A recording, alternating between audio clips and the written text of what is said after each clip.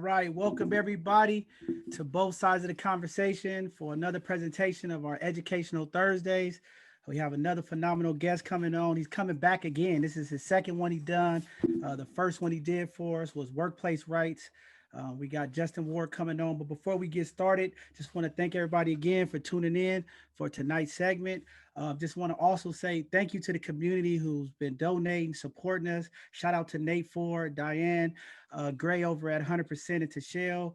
We reached our goal. We was able to get our ADA compliance up on our website. For you guys that don't know, last week on our launch party, we was asking for a pledge of support so that we could get our website up so people with disabilities could be able to join and be part of the conversations and be part of both sides of the conversation. And it was amazing to get the support from the community. So if you go to our website, the ADA functions are up on the website. So please log on to the website at bothsidesoftheconversation.org and check it out for people in the community with those needs. Um, I'm John Henry, the co-founder. Just excited about tonight. There's a lot of things going on here at both sides of the conversation. We're just looking for the platform to continue to evolve and grow.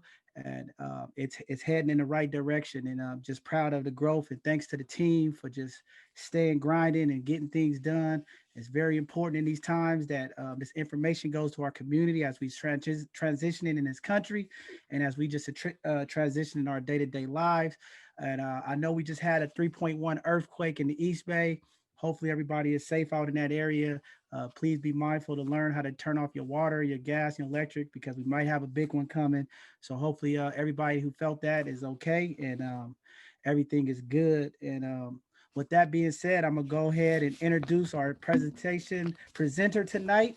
And if you want to do a presentation after watching this one, this brother's good. And after you see this, if you're motivated and you want to do a presentation, please reach out to us on our website at both sides of the conversation. .org and sign up, and we would like you to come educate the community with information. So I'm gonna go ahead and introduce our brother Justin. He grew up in Fremont, California. He attended UC Irvine, Southern California Law School. He started his legal career doing personal injury defense for company Affinity Auto Insurance in Los Angeles. While working with Affinity, Justin primarily handled auto accident cases, including jury trials, bench trial, depositions, and mediations and arbitration and settlement conferences. In 2005, he left that corporation and decided that he wanted to move back home to the Bay Area. He's in Sacramento area. He was working at the city LA district attorney's office to 2007, came back to Sacramento, started to do some county district attorney work at the Sacramento District Attorney's Office. And then he wanted to pursue his lifetime dream of owning his own practice. And today he has his own practice, the Ward Firm, doing his thing, man, community brother, wanting to give back. You guys looking for a good attorney, this is the guy you want to reach out to. Community guy, like I said, he was on our previous Educational Thursday. He did workplace rights, willing to give back, willing to answer questions, but just definitely a phenomenal brother doing work. And we want to get behind his brother and support him. And if you have any questions after tonight, definitely reach out to him. So with that being said, I'm going to go and turn it over to our presenter tonight, Justin Ward, the man, the brother that's doing it all, man. Welcome to have you back, my brother. Thank you for having me. I appreciate the introduction. So what I'm going to talk about today is personal injury law. This is going to be a general presentation. I'm not covering all aspects. There are a whole bunch of different ones that apply. So I can't cover everything in this, in this session, but I'm going to try to get to as much of it as possible. So this is the main thing for, facts to know if a personal injury type of case occurs. So personal injury, what is personal injury? Personal injury law, it's also known as tort law. It allows an injured person to file a civil lawsuit in court and get a legal remedy for all the losses stemming from an accident or other accident. The purpose of the injury system is to allow the injured person to be compensated financially or made whole after he or she has suffered harm due to someone else's neglect or intentional conduct. So this is the California negligence jury instruction. I understand people watching this are coming from all over the country, but I'm licensed in California, so California law is what I'll mainly be discussing, but it's pretty much transferable to most states, if not all states. Negligence applies everywhere. So the main thing about negligence is the plaintiff is claiming that he or she or some other non-binary pronoun was harmed by a defendant's negligence. To establish the claim, the plaintiff must prove all of the following: that the defendant was negligent, that the plaintiff was harmed, and that the defendant's negligence was a substantial factor in causing the plaintiff's harm.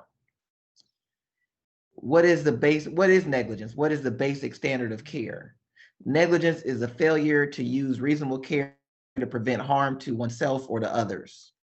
A person can be negligent by acting or failing to act. A person is negligent if that person does something that a reasonably careful person would not do in the same situation, or fails to do something that a reasonably careful person would do in that same situation. Basically, it's the reasonable person standard. Would a reasonable person do what you did? Would an unreasonable person do what the defendant did? You have to decide, or the jury has to decide, how a reasonably careful person would have acted in that situation. Personal injury law, there's a whole bunch of types of personal injury: car accidents, motorcycle accidents, truck accidents, wrongful death, trips or slips and falls, dog bite attacks, a defective product injury, physical attack, a security guard or just a regular person, bicycle accidents, pedestrian accidents. There are other types of personal injury that are more, I guess we would say, more specialized. A workers' compensation case where you are injured, your person is injured, but it happens at work, and there are different laws governing workers' compensation. Medical malpractice, that's when a medical provider injures you, and there are different laws for that. And then you also have civil rights, which is an injury that occurs where you're injured by a state or a government actor, a police officer, an employee of the government. And there are different rules, some different rules that apply to those as well. So what do you need to know before you are ever injured, or steps to take, I should say, before you are ever injured? 1, have adequate insurance. I can't stress this enough. I talk to people all the time, and when I do, I always stress to them, hey, do you have decent amount of insurance? Because insurance can definitely help you out, as well as helping out your fellow citizen, right? So the first thing, let me just say this. The first thing I hear about when I talk to a new client: oh, hey, did you have underinsured motorists, or did you have uninsured motorists, or what's your policy limit? Oh, hey, I have full coverage. What does that mean? Full coverage means your car is fully covered, not you. So when you get full coverage from your insurance company, that means that if your car is a $100,000 car and it's totaled, you're going to get your $100,000. And that's great. But that has nothing to do with your injuries. That has nothing to do with the injuries of your passenger. That has nothing to do with the injuries of the occupants of the other vehicle, and vice versa. So your bodily injury coverage, right? That's what everybody has. Your bodily injury coverage covers the injuries to the people in your vehicle and the people in a vehicle you're in an accident with. So if you have the minimum policy in California, you have a $15,000, $30,000 policy. What that means is that $15,000 covers an individual, and $30,000 covers the entire accident. So there could be 8 people injured in that accident. The total they would split is $30,000, with no one person being able to get more than 15. So one person could get 15, and the other 7 people could split the other 15. That's the minimum. California has the smallest, or the lowest minimum policy in the country. it's absurd. It really is, especially being the state that we are with such a huge economy. So we are trying to get that changed. But if the other driver who hit you and causes your injuries has the minimum policy, then the most you can get is $15,000. So you could be a paraplegic based on the accident. You get $15,000. You could have broken arms. You could lose a limb. You could lose an eye. You get $15,000, and that's it.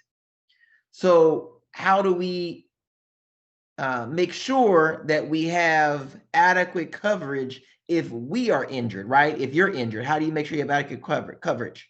Well, in most states, you can get an uninsured or underinsured motorist coverage, a motorist policy.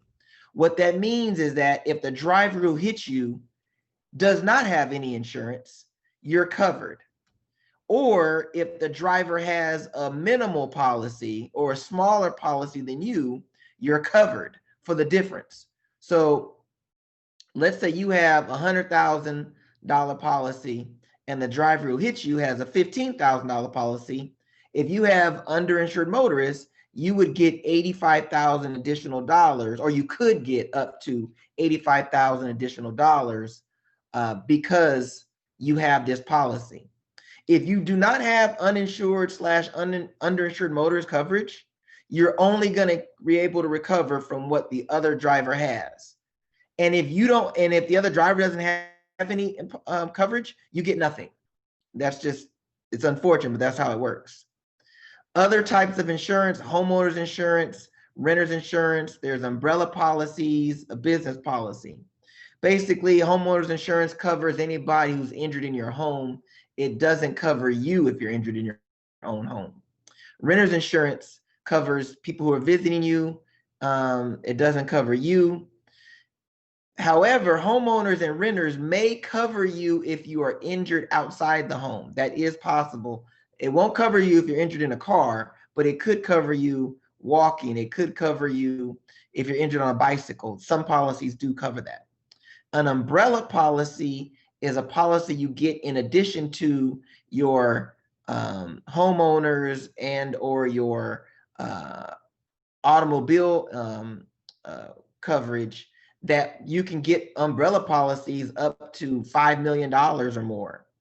If you have the money and or more importantly, if you have assets you need to protect, a home, a business, cars, savings, you want to get an umbrella policy that will cover that amount. If you have $5 million of assets, you need to get that umbrella policy because it'll cover those assets. So if something happens, and heaven forbid you're in an accident and you were to kill someone or paralyze somebody, you have an umbrella policy to cover it.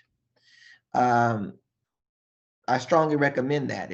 And they're not that much more because they only kick in once your maximum coverage is exhausted.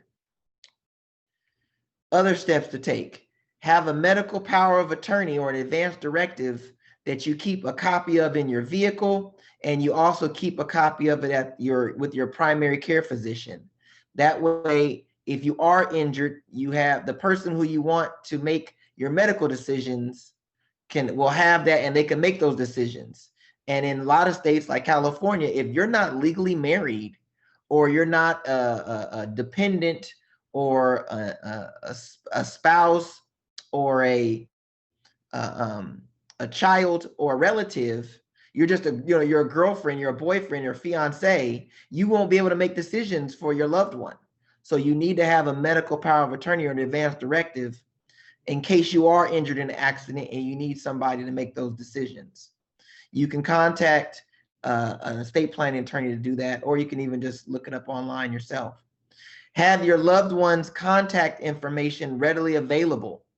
Obviously, if you're injured catastrophically or seriously injured and you can't, and you're out of it, have those numbers in your console, in your phone, put a name under the names, put in case of emergency, and whoever is your main contact you want for that, have them listed. Also, have a living trust prepared. I mean, yes, we are talking, an accident, hopefully, and you're not injured too bad and you're not incapacitated and you don't die. But in case you do, have a living trust prepared. You can contact an estate planning attorney for that. What should you do to prevent an injury by a third party? One, if you're driving, drive responsibly.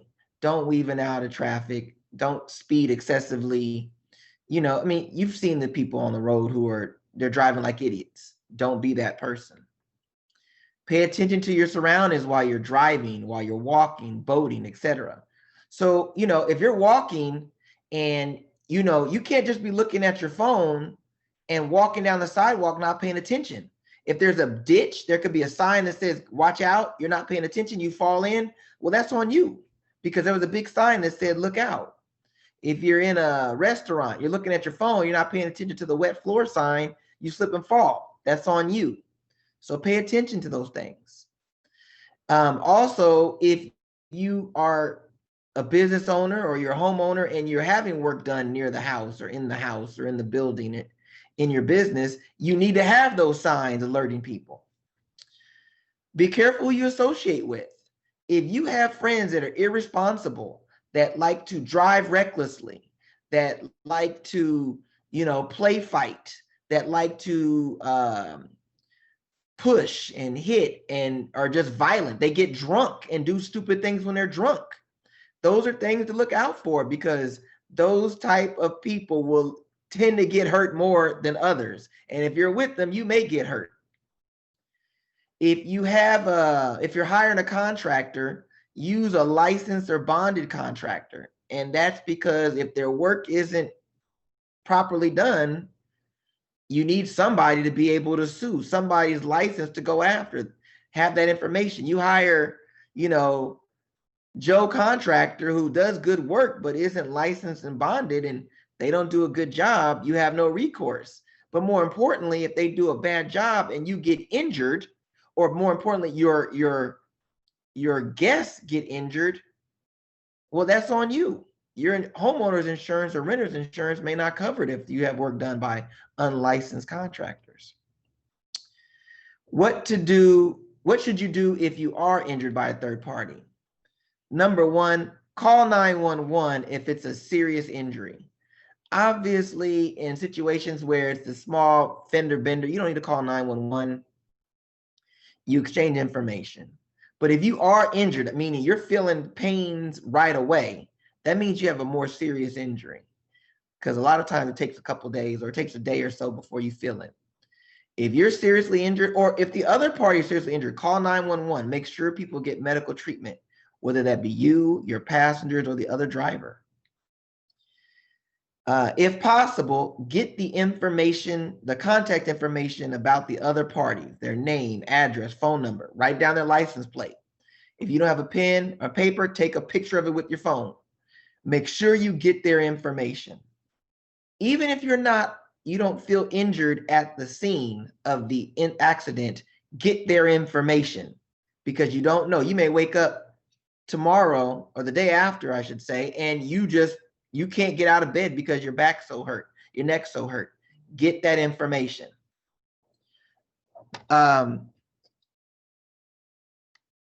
Get the witness contact information. You know, you want to be able to call them. You want to be able to tell the insurance company all this information. If there are witnesses, right? If there are people who saw the accident, business owners who may have video, homeowners who may have video,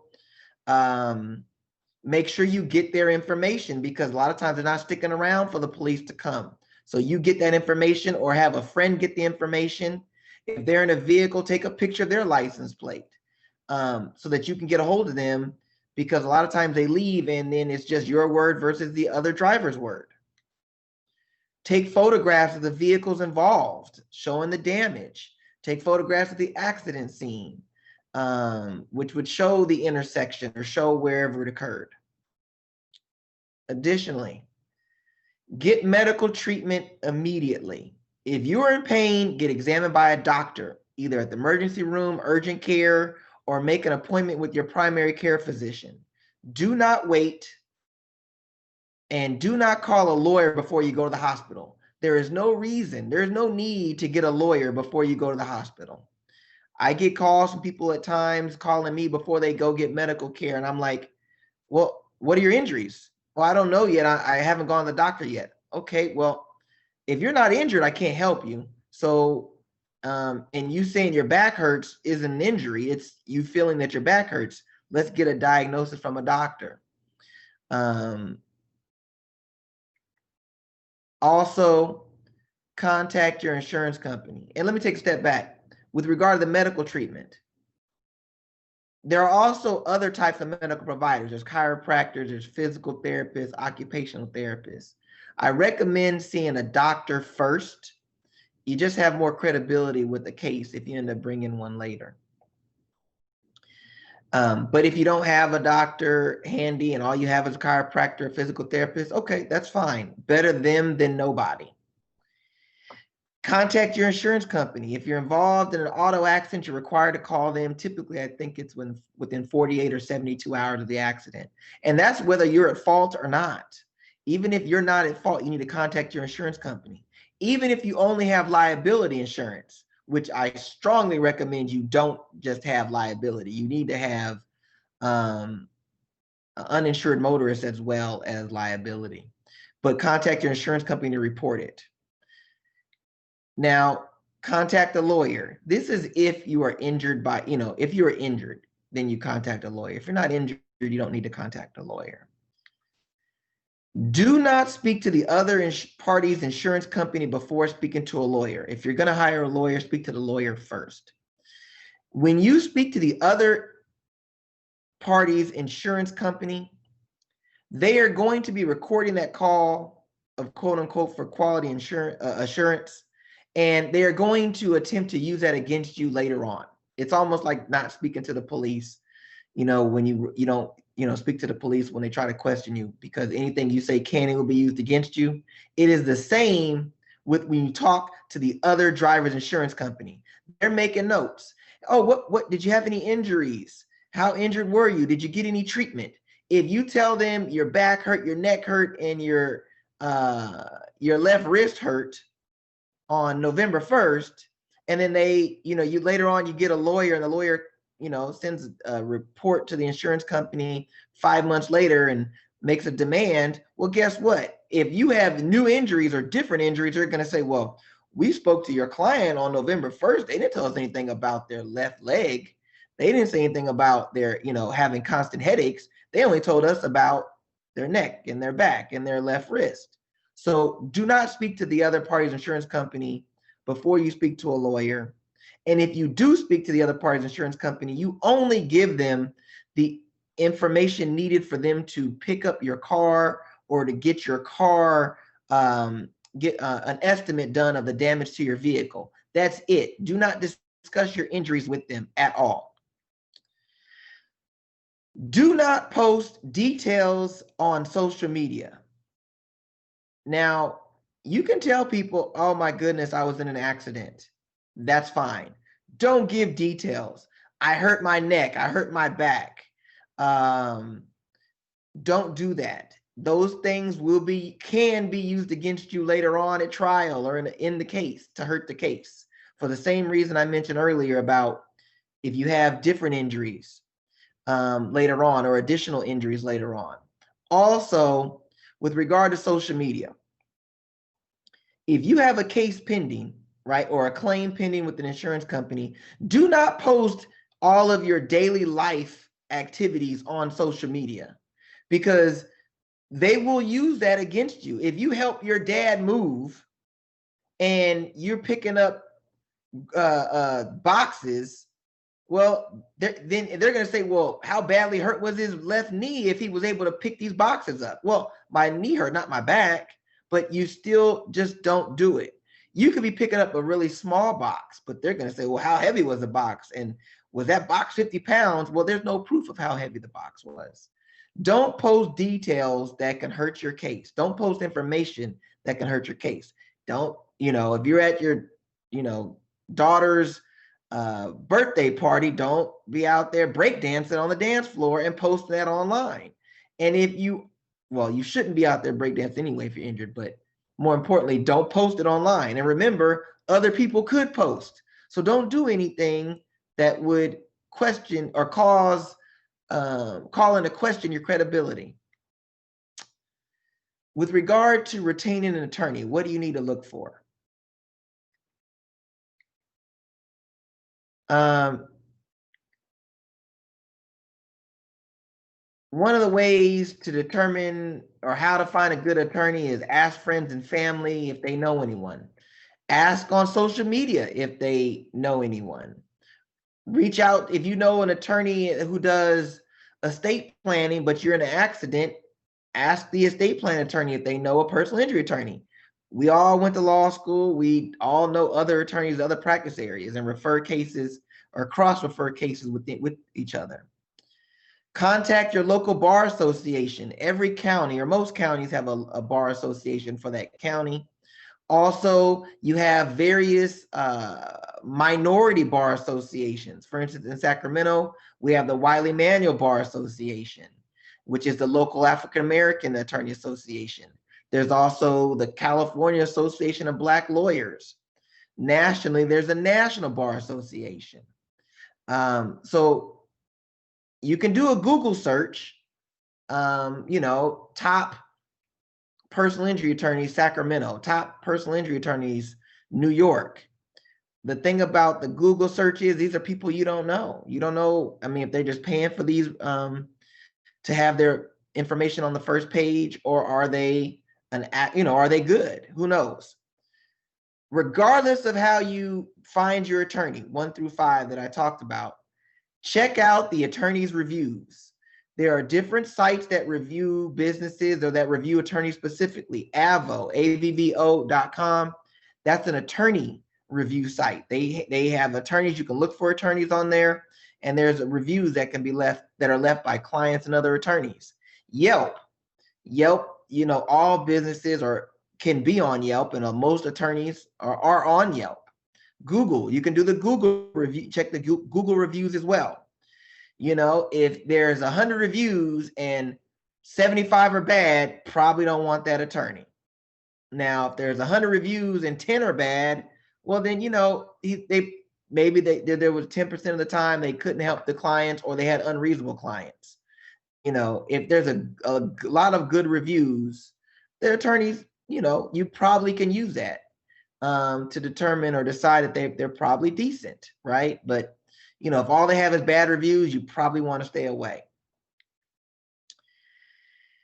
Now, well, let me take a step back. Other qualities, when you're looking for an attorney that you may want to pay attention for, does the attorney return your calls? Does the attorney appear interested in your case? Does the attorney, do you seem just like a number? Does the attorney, if you ask to speak to the attorney, are you allowed to speak to the attorney, or only his or her staff, right? Wins and losses, hey, how many cases have you won? You're not going to be able to ever find that out. That information is not published anywhere. So an attorney can lie to you and say, well, I've done 50 trials, I've lost 2. They may have done 50 trials and lost 48. You'll never know. I mean, you can check out the reviews they have on the different sites I mentioned, but you can go on the state bar website and look the attorney up to see if they've had any bar complaints that have been substantiated, right? Where the state bar there said, well, this attorney, he hid money, he stole money from a client, or he failed to file something and they lost the case. If they had bad conduct or they've had misconduct, it'll be on their state bar profile. If there's nothing on there, there's nothing bad that's been substantiated. It doesn't mean they're a good lawyer. It just means they haven't had any bar complaints. And, an attorney may have a bar complaint that was substantiated. They may have just had an unreasonable client. That is possible. But, it's something, it gives you information that you can use to determine whether you want to retain that attorney or not. How to determine the value of your case. Now, that's one of the questions I always get asked when people first call. What is my case worth? Well, first of all, on the first phone call, it's way too early to know that information. You haven't finished treating or even started treating yet. We don't know what your medical bills are. We don't know how much time you've missed from work yet if you're working. We don't know what other expenses you have. Related expenses could be you paid for a vacation, you couldn't go. It could be you had to pay for somebody to clean your house or to cook or to do your laundry because you used to do those things and you can't do those because of your injury. Lost opportunities. You had an opportunity to go on a business trip that you couldn't go on. You had an opportunity to present something that may have led to a promotion or present something that may have led to an award. You may have had an opportunity to participate in some type of competition and you couldn't. That's an opportunity that doesn't necessarily have a dollar value, but it has value. Pain and suffering. That's all the different things you had to go through because of the accident. You couldn't walk for 5 days. You couldn't lift. You couldn't work out for 3 months. You couldn't play basketball for 6 months. Those are all things that go into the pain and suffering because there's really no specific dollar amount with regard to that. Property damage.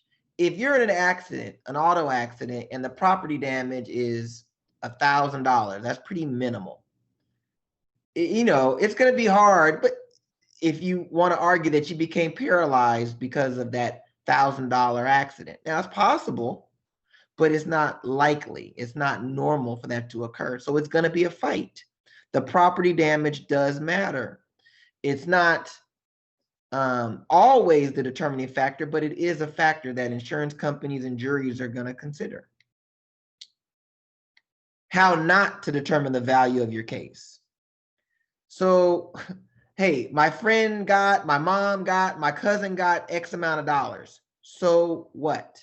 You don't know all the facts of their case, even if they tell you the facts of their case. It doesn't matter what they got, because just because they were in an accident similar to yours doesn't mean you're getting that much. They may be older. There may have been more insurance available. There may be a lot of factors that you just don't know. And so the fact that they got X amount of dollars for their accident doesn't mean you're going to get that much, and doesn't mean you won't get more than that. It doesn't matter. You hear about someone online getting a bunch of money for an accident. So what? Same thing. Well, the other party admitted fault. So, well, that doesn't matter. Let me take that back. It matters, but that's not the deciding factor. The fact that they admitted fault doesn't mean that you're getting all the money you want. It's how injured were you? You could have broken a toe.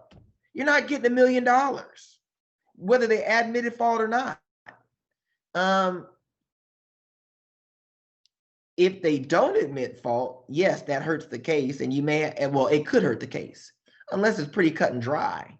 If they don't admit fault and the case eventually goes to trial and the jury thinks they are at fault, well, a jury is going to use that against them to award you more money, most likely. What is the process of a personal injury case, or how does the process work? First step is you're injured, right? You or a loved one or a minor or somebody's injured. Then they go and get treatment, right? Whether that be from a doctor, a chiropractor, physical therapist. They go through all the treatment that they need to go through to get better, to hopefully get to the point that they were at just before the accident occurred. Sometimes they can get there, sometimes they can't. You then after you're done treating, your attorney or yourself, if you represent yourself, will collect all of your injury-related expenses, your medical bills, your lost wage documentation, the receipts for you paying for a housekeeper, the receipts for you paying for a gardener, all of those things. If you missed out on a vacation and it was non-refundable, the proof of that. All of those things your attorney needs to get. And this can be collected throughout the process as they're done, right? If you're done going to Kaiser, then you can get the Kaiser bills right once you're done going there. Even if you now are going to a chiropractor, you don't need to wait. Although sometimes you may have to go back, so you might want to wait. It just depends. But let's say, for instance, you're injured in Texas, but you live in California and you move back to California. Well, you can get those Texas bills because you're not going to be treated in Texas again. After your attorney gets all of those documentations, they would prepare a demand package.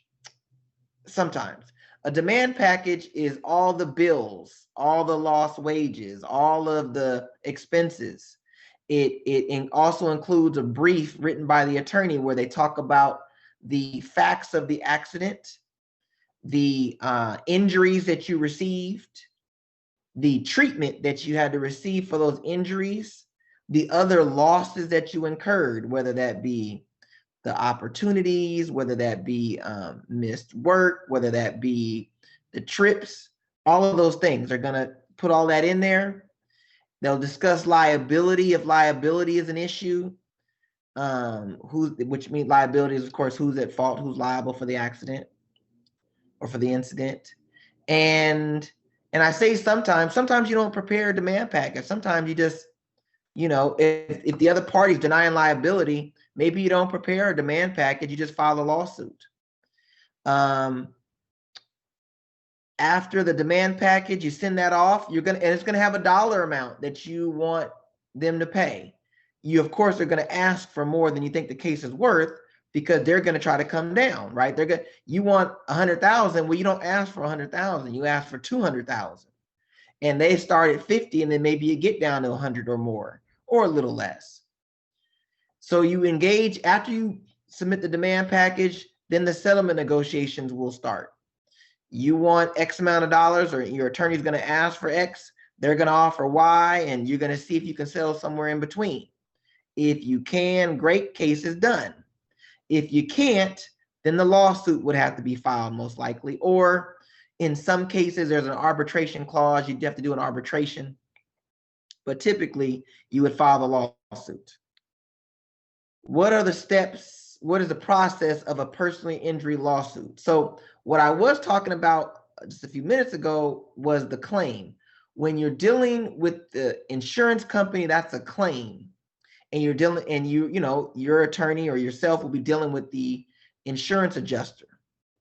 If the settlement doesn't work, then you have to file the lawsuit. The lawsuit is filed in court where it happened, and that's the jurisdiction where it happened. The plaintiff, that would be the injured person, files a complaint, which a lawsuit is legally called a complaint. You file in the jurisdiction where the harm occurred. So if you're injured in Texas, you got to file it in Texas, even if you live in California and you were just visiting Texas. After that, the defendant will have to file an answer to the lawsuit. They file an answer, basically, and typically in an injury case, they're going to just deny everything because that's what they have to do to get the process started. After they file their answer to the lawsuit, written discovery is going to take place. That's the exchange of interrogatories. Interrogatories are questions. Questions such as, what's your driver's license number? How many accidents did you have before this? What was the property damage? What are your medical bills? You have to answer all those questions through your lawyer. Request for production of documents. They may ask if you have any video of the accident, any photographs of the accident, or any photographs of your injuries or the property damage. They may also send requests for admissions, which is asking, well, one party is asking the other party to admit things. You do that to limit the scope of what you have to prove later on. After written discovery, typically, and this is done by both sides are going to send the interrogatories, requests for production, requests for admissions. They're going to send those to each side is going to send that to each other. After that, depositions may be taken. That's additional discovery, but depositions, and that's where, like you see on TV, there's a court reporter typing up everything that's said. And your attorney will be there representing you, making sure the other attorney doesn't ask any inappropriate questions. and the other person's attorney or the witness's attorney may be there with them when your attorney asks them questions. It could be taken, a deposition could be taken of you, the defendant, any witnesses to the accident, any medical providers, anybody who has information that could help one side or the other. After depositions, sometimes or oftentimes settlement negotiations take place. And settlement negotiations may be taking place throughout the entirety of the case, but settlement negotiations, after we know all the damage in the documents, all the photographs, all the evidence that's out there, we take their deposition. How credible do they appear? Do they look like they're hiding something? Do they appear to be dishonest? Do they look like somebody just trying to get paid that really wasn't hurt?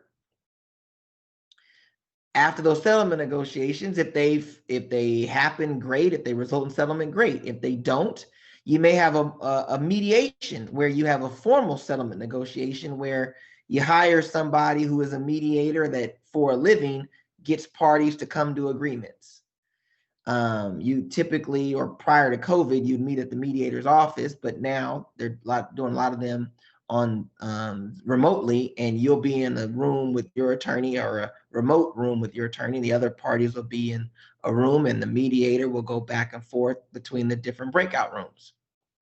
If you're not able to reach a settlement there, then shortly before trial, typically about 60 to 30 days before trial, there will be a mandatory settlement conference where a judge or a court-appointed mediator will try to get the case settled rather than the case go to trial. They do that because trials cost money for the parties, for the court, and if every case went to trial, it would be really expensive, and the trials and the courtrooms will be clogged, and it'd be difficult to get to trial. So they have one last attempt where they try to get the parties to settle.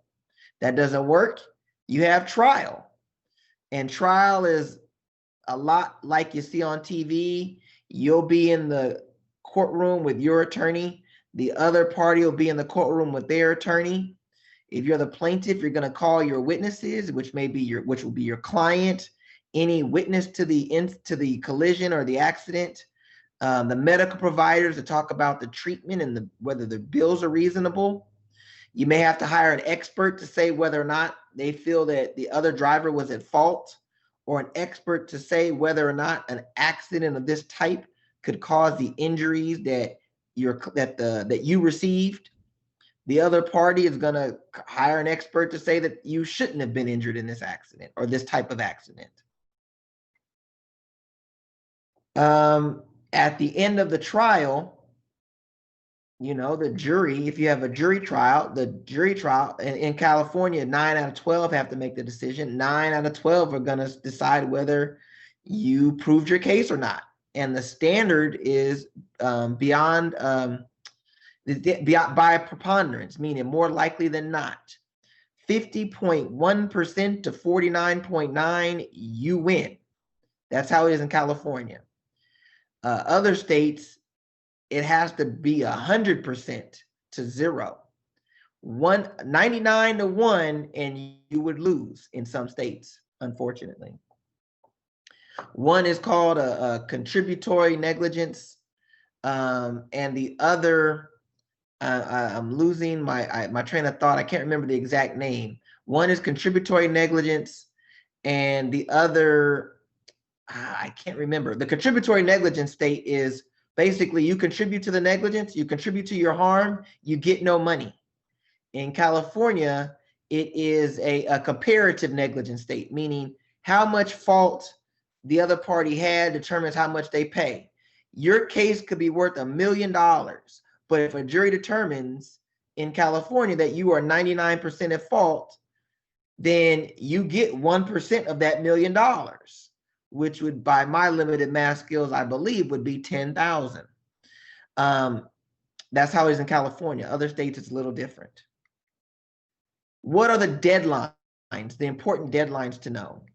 So in a personal injury case in California, well, actually in all states, you have at least 2 years to file a lawsuit for a regular personal injury case.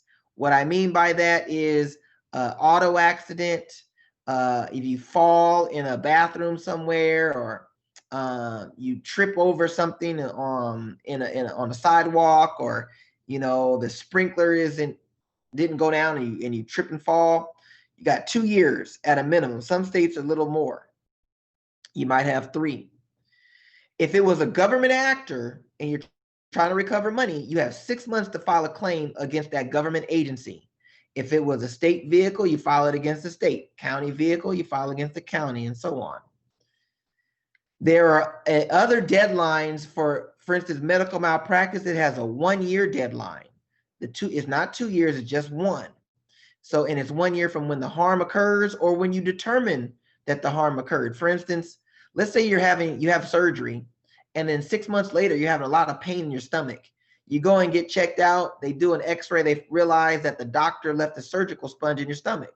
Well, your 1 year starts from that date where you found out that you had a sponge in your stomach that the doctor left. It's not from when the doctor left it, because you didn't know. Defamation, which is more not physical harm, but emotional harm, you have 1 year from the date that occurs, that you know about it. If somebody is printing out defamatory statements or making them on social media on October 1st of 2000, but you don't find out about it until October 1st of 2001, well, then your 1 year starts from 2001. So, I mean, that is the gist of how personal injury cases work. I know it's a lot of information. Obviously, I can't cover everything, but I wanted to give you kind of like the nuts and bolts of what to do. If you make sure and learn one thing from this presentation, make sure you get adequate insurance. And obviously, you can only get the insurance that you can afford, right? But you'll be surprised that the insurance policies, it's not that much more to go from a 1530 policy to a 2550, right? Or from a 2550 to a 5100. It's really not that more a month. It may be like a $10 a month difference. It's really not that much. And when you think about how much you're protecting yourself, it's worth it. And you're protecting other people out there. It's worth it, because you don't want them coming after you to sue you for your property, right? You don't want to sue them. You don't want them suing you and you got to take out a second mortgage on your house to pay the bills. Additionally, one thing I forgot to mention earlier, when it comes to the uninsured, underinsured motorist coverage, you can't have, at least in California, you can't have more uninsured, underinsured motorist coverage than you have for bodily injury coverage on your own policy. So you can't have a 1530 bodily injury policy and then you have an uninsured motorist policy for 100,000, 300,000, right? You can't do that. They don't let you. So the more coverage you want for yourself means the more coverage you have to get for that bodily injury coverage for other people. So I highly recommend getting a minimum of 100,000, 300,000 coverage, as well as 100,000, 300,000 uninsured motorists, because that 100,000 would cover all of your injuries. The 300,000 would cover injuries related to your passengers. If you're in an accident and you are hit by an uninsured driver and your passengers are injured, your uninsured, underinsured motorist coverage will cover them. So if you have, loved ones you transport regularly, you want to have the higher coverage in case they are injured through no fault of your own.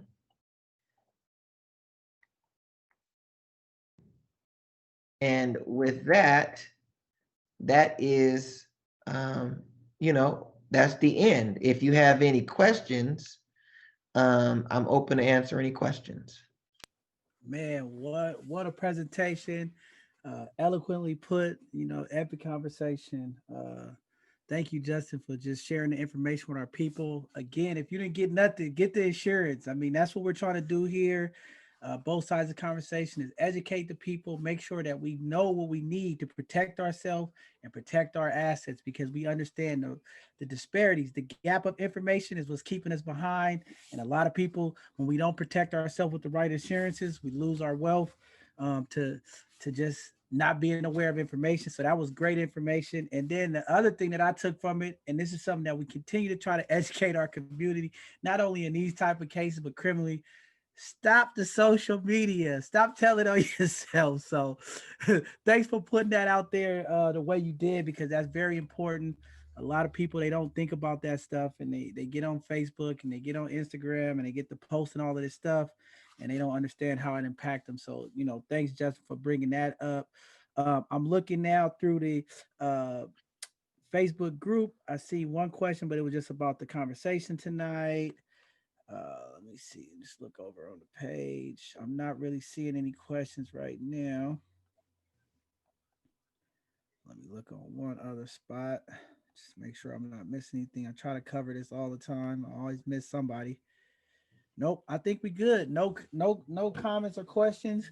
That means it's a good presentation. I always tell people when the information is good, it's not a lot of questions that need to be asked. And I think you covered a lot of uh, the information, and I know there's more. So definitely, if you're out there looking for a good attorney, I know he told you guys how to search in Google, but here you go. You got a brother right here. Reach out to him. Okay. And if you guys didn't see his contact information, he's a community partner because he cares about the community. So if you go to our Both Sides of the Conversation website, you look under our program, you look under community partners, the Justin Law Firm, his logo is down there. You could click on the logo. It's going to take you directly to his website. Easy contact information. That's why we set it up like that, because we're trying to make sure that our community get the resources and have the information. And again, he talked about the living trust. We just had Brianna Phillips, another Sacramento native who came on last Thursday for our Educational Thursday. If you missed it, please go to our website, click under the previous Educational Thursday videos, and you'll see last week, Brianna went over wills and trusts, why it's important to have. Again, Justin just talked about it. So there you go, another resource. You go to our programs, go to our community partners. You'll see the Oakland Law Firm as one of our community partners. You could click on her logo. It'll take you right to her website to contact her if you have any further questions or information. And that's what we're trying to do here at Both Sides of Conversations, connect the community with resources and give them the information that they need to protect themselves and to gain wealth and knowledge and information to evolve as a community. Because a lot of times in our community, we don't get this type of information. We go to insurance companies and we sign up. And a lot of us, we don't think about that 100, 300,000 he was talking about. We see the cheapest 15 to 30. It's $29 a month or $59 a month. It's the legal limit for California. And we just take that. And I think tonight he presented why you should, give you a good a good understanding of why you need to have that. And I know a lot of insurance companies out there, Justin, when people are signing up for insurance, they don't explain that to them in that way so they understand. A lot of times they're just trying to get the quick sale to get somebody covered. So thanks for that information. I think that's very, very important information to have for community. So thank you for doing that.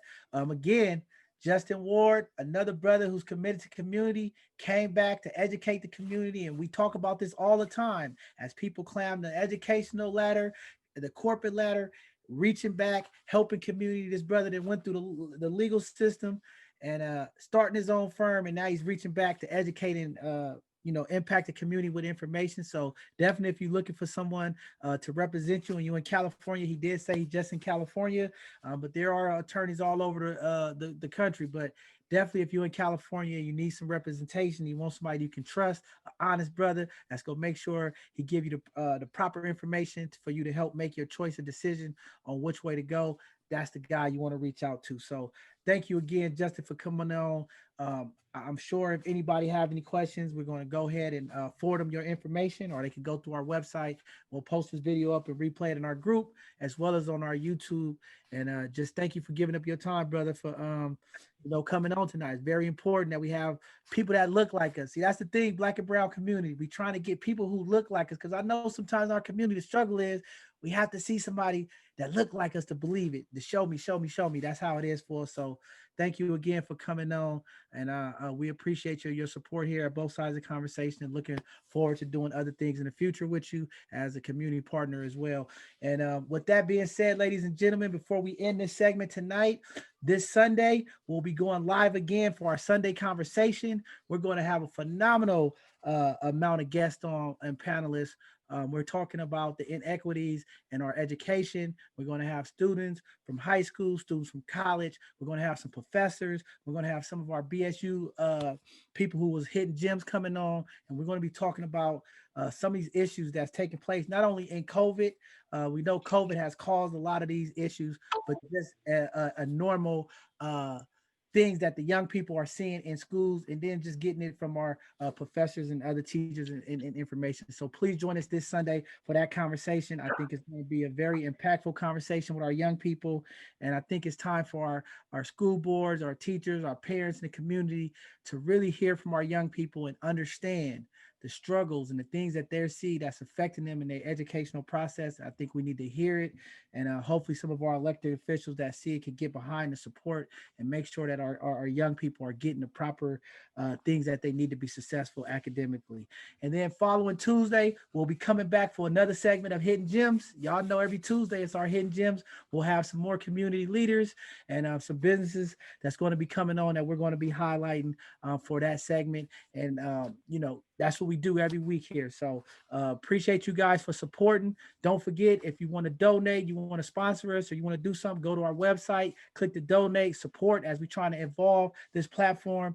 With this virtual media, it's a lot to do, and we want to make this better. We want to get more presenters, and we want to get more community information to the community and join our community as we continue to build our directory and our website. There's a lot of things going on behind the scenes that we're going to have. This West Coast Green Book that we're going to start, that's going to be a complete resource for our Black and brown community. We're going to start getting our different businesses in there, community flyers, HR positions, so that we can start getting some of these people in community that want to hire people in our community, posting their information so that we can reach out. And I think it's going to be powerful and impactful. So thank you guys for joining today. Just be safe out there. Like Justin said, don't be driving 100 miles per hour swerving. Be careful, man, because sometimes those little bad decisions we make sometimes could cost us. So thank you guys for joining tonight, and we'll see you guys this Sunday for another Sunday conversation, and we'll see y'all with love and peace. Have a good one.